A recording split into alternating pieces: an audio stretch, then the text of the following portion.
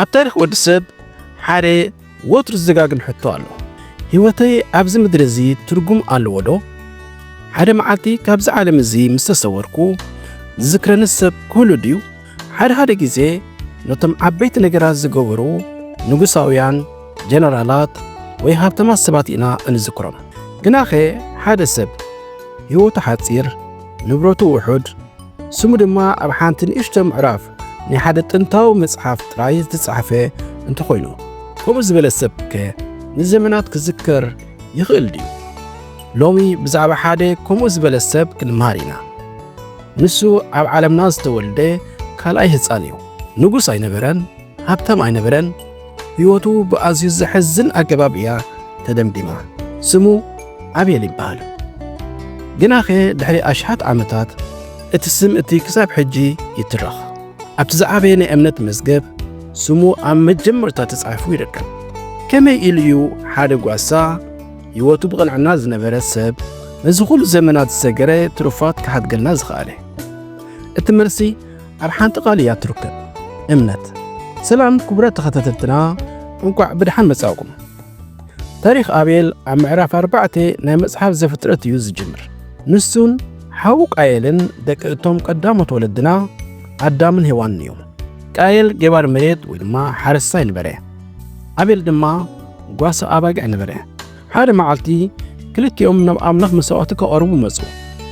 ቃየል ካብ ፍረ ምድሩ ኣቕረበ። ኣቤል ግና ካብቶም ብኹራት ማሉን ካብ ስብሖምን ኣቕረበ።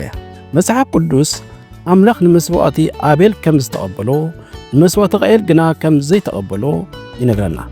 ስለምንታይ እዩ ኣምላኽ ንሓደ ተቐቢሉ ነቲ ሓደ ዝነጸጎ? መጽሓፍ ቅዱስ ብንጹር ኣይገልጾን እዩ። ግናኸ ሓደ ነገር ንጹር እዩ። ክልቲኦም እንታይ ከቕርቡ ከም ዝነበሮም ይፈልጡ ነበሩ። ኣምላኽ እንታይ ከም ዝደሊ ይፈልጡ ነበሩ። ኣቤል ጥራይ እዩ እቲ ዝተኣዘዘ። እቲ ፍልሊ ኣብቲ መስዋዕቲ ዘይኮነስ ኣብ ልቢ እቲ ኣቕራቢ እዩ ነይሩ። ዕብራውያን ምዕራፍ 11:4 ነቲ ምስጢር ይገልጸና። ኣቤል ካብ ቃየል ዝሓይሽ መስዋዕቲ ንኣምላኽ ዘቕረበ ብእምነት እዩ። ኣቤል ብእምነት እዩ ዝተኣዘዘ። እዚ እምነት እዚ ንልቢ ቃየል ብቕንዓት ምልኦ፣ ንሓዉ ሓረቐሉ። ኣምላኽ ንቃየል ኣጠንቅኦ፣ ንምንታይ ተናዲድካ? ጽቡቕ እንተገበርካ ዶ ገጽካ ኣይምበርህን? ግናኸ ቃየል ነቲ መጠንቀቕታ ኣይሰምዖን። ንሓዉ ኣቤል ናብ መሮር ወሰዶ፣ ኣቡ ድማ ቀተሎ።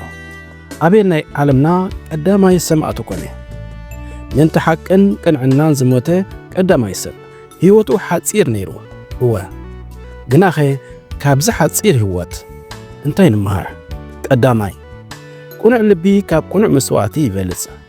ንኣምላኽ እንታይ ንህቦ ዘይኮነስ ብኸመይ ልቢ ንህቦ እዩ ዘገድሶ። ብፍቕርን ብእምነትን እተቐርቦ ንእሽቶ ነገር ካብቲ ብግዴታን ብትዕቢትን እተቐርቦ ዓብ ነገር ይበልጽ። ካልኣይ ምእዛዝ ዋጋ የኽፍለካ ይኸውን።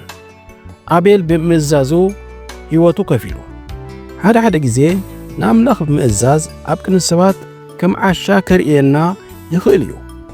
ፈተውትና ክንስእን ንኽእል ኢና። ግናኸ እቲ ዋጋ እቲ ምስቲ ኣብ ቅድሚ ኣምላኽ ዘሎ ክብሪ ኣይወዳደርን እዩ። ሳልሳይ እምነት ድምፂ ኣለዎ። እቲ ናይ ዕብራውያን ጸሓፊ ኣቤል ሙት ክነሱ ክሳብ ሕጂ ይዛረብ ኣሎ ይብለና። ከመይ ኢሉ? በቲ ናይ እምነቱ ኣብነት እቲ ንኣምላኽ ዝተኣዘዞ ህይወቱ ድሕሪ ኣሽሓት ዓመታት ንዓና ይምህረና ኣሎ። ንስኻ እውን እቲ ብእምነት እትነብሮ ህይወት ንኻልኦት ንዘመናት ዝጸንዕ ትምህርቲ ክኸውን ይኽእል እዩ። ኣብ መወዳእታ ታሪኽ ኣቤል ሓደ ሓያል ሓቂ የዘኻኽረና። ኣምላኽ ንጹሃት ይርኢ እዩ። ኣምላኽ ንዝተበደሉ ኣይርስዕን እዩ። እቲ ናይ ኣቤል ደም ካብ ምድሪ ናብ ኣምላኽ ይእው ነበረ። ኣምላኽ ድማ ሰምዖ። ሎሚ ኣብ ህይወትካ ከም ኣቤል ተበድልካ ትኸውን፣ ዋጋ ቅንዕናኻ ትኸፍል ትህሉ ትኸውን። ግናኸ ተስፋ ይትቑረጽ። እቲ ንጸሎት ኣቤል ዝሰምዐ ኣምላኽ ንናትካ እውን ይሰምዖ እዩ። ካብ ህይወት ኣቤል እንታይ ከም ዝተምሃርኩም ኣብ ኮመንት ክጽሕፉና ንዕድመኩም።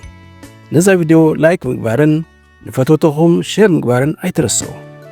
ንዝያዳ ከምዚ ዝበለ ትሕዝቶ ድማ ንቻነልና ማህሌት ቲዩብ ሰብስክራይብ ግበሩ። ክሳብ ብኻልእ ቪድዮ ንራኸብ። ሰላምን ጸጋን ይብዛሕልኩም።